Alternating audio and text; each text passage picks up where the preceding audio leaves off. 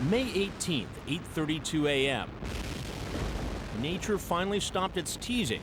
Mount St. Helens erupted.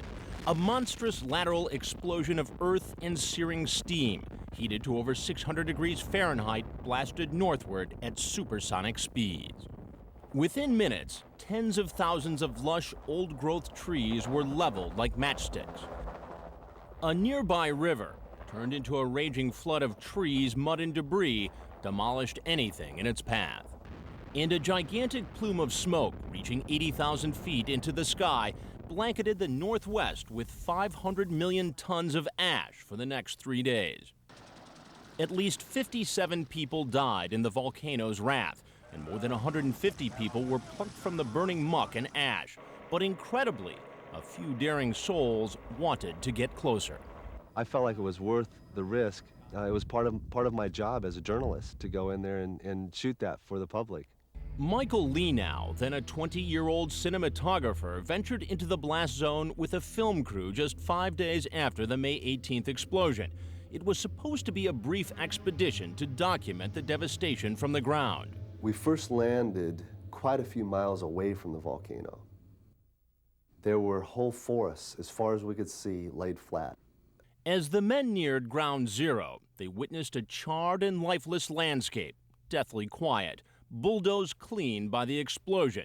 It was a very eerie, very surreal world that we were walking in. The heavy magnetism and ash made the crew's compasses useless. They became disoriented and failed to reach a rendezvous point that first day. Lost and with limited food, the men were forced to spend a second night in the volcanic wasteland, burrowing into the warmth of the ash to prevent hypothermia. Then, a bad situation turned worse. In the early hours of May 25th, Mount St. Helens exploded again in its second largest eruption. Leenow and his colleagues were only a few miles from the crater. I remembered hearing the radio reports of people possibly dying from ash inhalation, and as it became increasingly difficult to breathe, I prayed a simple prayer to God to help me breathe, and pretty soon it started raining. Rain and ash fell around them like hot, sticky cement. Fortunately, it helped to clear up the air. But the new eruption covered the mountain in heavy fog, preventing rescue attempts that third day. Families were notified by the Air National Guard that the film crew was missing and presumed dead. Meanwhile, the men continued to trudge through the steaming ash, burning their feet and legs. The more that we tried to get out, the more we realized that we were prisoners. Slowly, it was dawning on us that we were becoming our own story. Suddenly, on the fourth evening, not far from where they had begun, a rescue helicopter appeared overhead. Miraculously, the men had been found.